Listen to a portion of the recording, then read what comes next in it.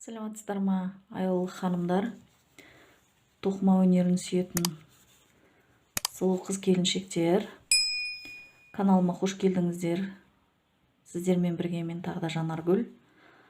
Өткен видеоларда осы алты бұрышты шұлықты тоқып үйренген болатынбыз. Екінші видеомызда соның табанын тоқыған болатынбыз. Енді осы мына ойықты толтыруды және табанын тігуді үйренетін боламыз.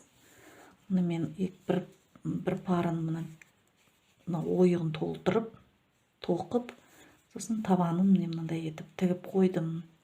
Енді осыны қалай тігу керек екенін сіздерге, екіншісін сіздермен бірге отырып үйренетін боламыз. Мына ойықты толтырамыз қазір. Бұған енді керекті заттар қайшымен ілмекпіз, міндетті түрде жүретін болады. Одан кейін мына табаннан қалған осы жіппен табанын тігеміз. Одан кейін мына жердегі жасыл жіппен мына жердегі ойықты осы жіппен толтыратын боламыз. Енді ол қалай іске асырылады, қазір мен көрсететін боламын. Бұлай етіп жібімізді аламыз да. Мына жердегі бұрыш бар ғой, соның жанынан екі жіпті өткізіп барып, мына үшінші жіптен жасыл жібімізді өткізіп аламыз.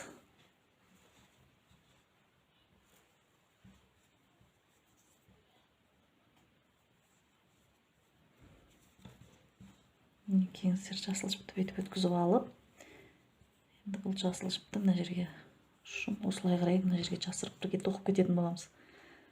Енді бұл жерде 4 жіпті бәзімізге жіпті ілмей тоқимыз. 4 рет міне. Екеуі кетті.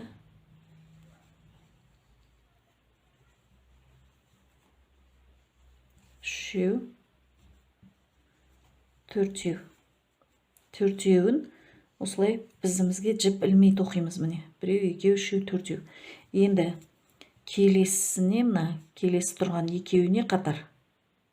Біреу, екеу, үшеуіне даже. Үшеуіне бізімізге бір жіпті ілу арқылы тоқимыз. Бір жіпті іліп алу арқылы. Міне. Мына екеуін тоқып аламыз, одан кейін мына екеуін тоқимыз. Келесі жіпке де солай.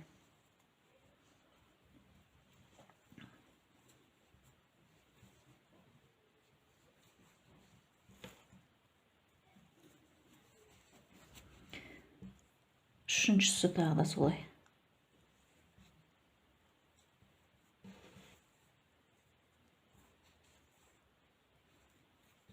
Енді мына тұрған екеуіне, ортасындағы біреу, мына жақтан екеу, бесеуіне, осы тұрған бесеуіне, мына шеге жіпті 2 рет аламыз. 2 рет бұлай орап аламыз да. Осы жерде осыны осылай тоқимыз міне.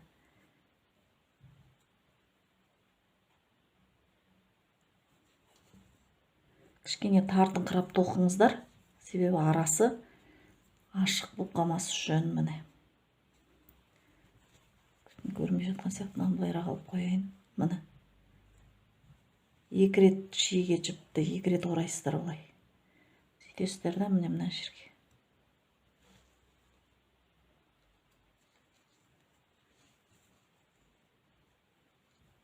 Біреуін тоқып аласыздар. Одан кейін екіншісін, одан кейін үшіншісін. Солай етіп, екеуі тоқылды. Енді ортадағы біреусіне келдік міне. Ортадағы біреусінен былай аламыз.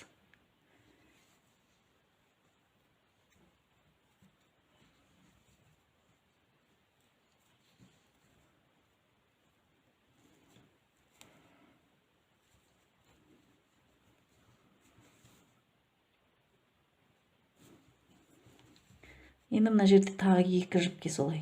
2. Сонда бары 5. 5-еуіне солай етіп тоқып аламыз.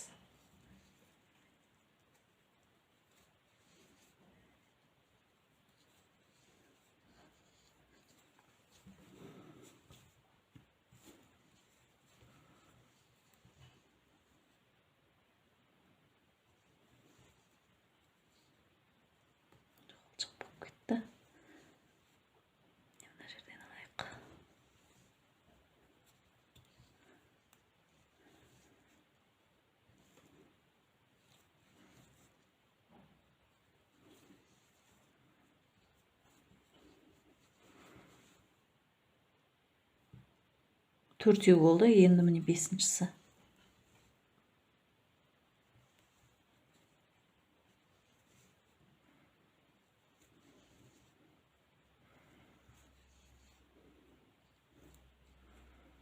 Міне бесіншісін тоқып алдық. Енді үшеуі былай бір жіп біліп, бізімізге бір жібіліп тоқылады.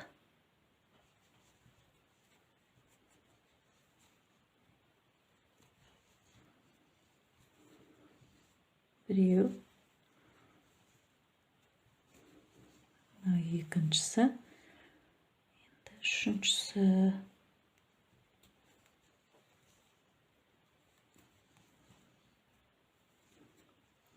Үшеуін тоқып алдық. Ендігісі бір-бірден төрт жіпті бір-бірден. Жіп бізімізге жіп білмей төртеуін тоқимыз. Біреу, екеу, үшеу, төртеу. Мұны болды. Мына үш жіп қалған, мына жерде екі жіп қалған кезде, үш жіп қалыпты, мына жерде тағы біреуін тоқи салайық.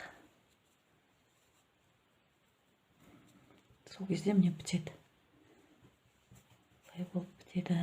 Міне мына жақпен қарасаңыздар, мына жақпен салыстырғанда, қазір біз алып тастаймын. Міне бірдей болды мына. Осылай етіп тоқып аламыз да. Енді мына жіпті жасырып тастасаңыздар астына қарай.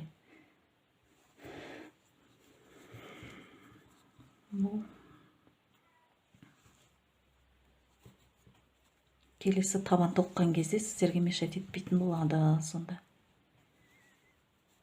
Жасырып шыға салыңыздар, артығын кесіп тастаймыз.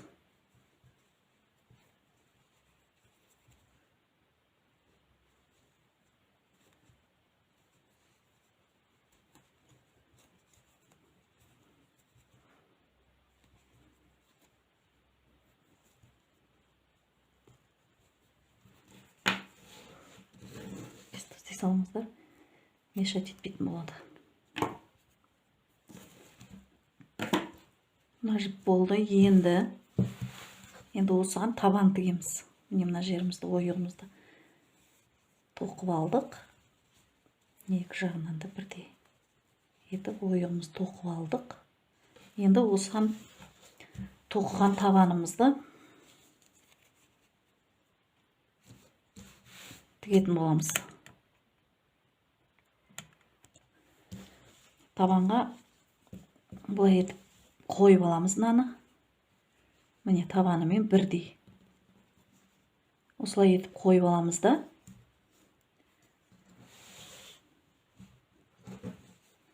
Мына жақтан бастап, мынандай басында мынандай моншақтары бар. Мынандай инелермен мыналарды бұлай орнықтырып шығамыз. Жылжып кетпейді сонда. Қиналмай тігіп шығасыздар. Міне барлығына осылай. Жіпті инені қадап аламыз.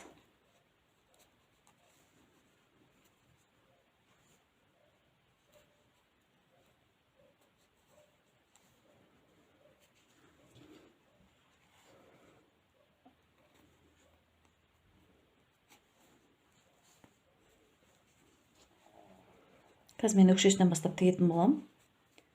Өкшесін міне бүйтіп бұл жерге қадамай қоямын. Мына жерден бастап қадап кетемін ары қарай.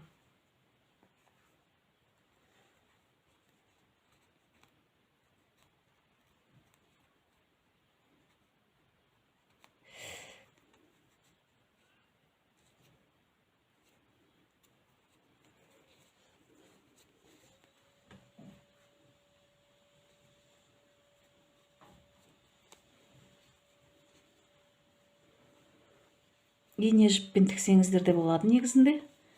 Инені, мынаны жіпті инеге өткізіп алып, тебендерге өткізіп алып ше. Бірақ мен андай немен тігем. Бізімізбен тігем да, өзім жаңа тоққан бізіммен, жаңағы жіппен тура мына серединасын аласыздар мына жерде. Мынау болды, қажет емес бізге. мен мына жердегі тура серединасынан алып отырып сызықпен тігіп шығатын боламын. Міне, мына тура ортасынан аласыздар.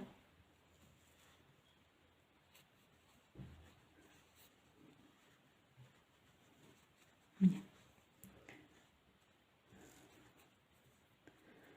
Мына жіпті қосып тігіп кететін боламыз.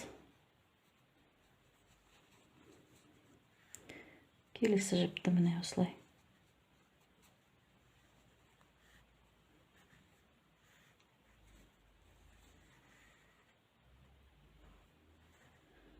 Міне.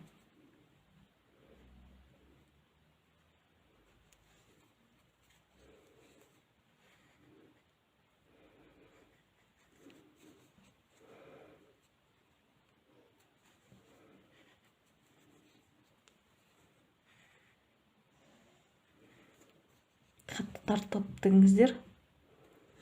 Бос болып қалмау керек.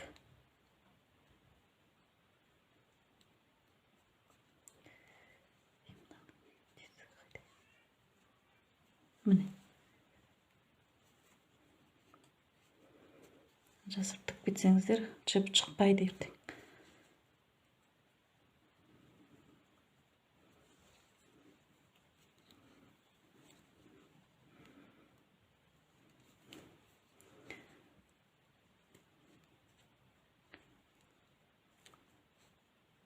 Мына жерге келгенде уже инені суырып алып тастап отырасыздар шетінен.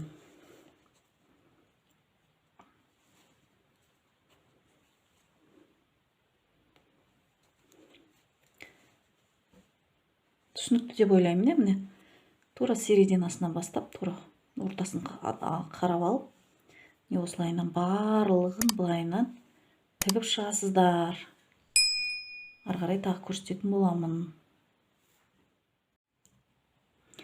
Міне келіңіздер, осылайша мына екі бірдей шұлығымызды тоқып алдық. Мұны мен мынандай қып табанын тігіп болғаннан кейін, мен мынандай қып, мына ақ жіптің жиегіне осындай жасыл жіп жүргізіп, мынандай етіп шнур байлайтын қып, мынандай қып шнур тоқыдым. Сіздерде осындай қып шнур тоқып, немесе жаңағындай бантик или болмаса шашақ осы жерге әдемілеп шашақ тоқып қондырсаңыздар да болады. Ал немесе міне екіншісі мен міне без ничего қалдырдым осылай. Мынандай қып, ештеңе тоқымай, тікпей.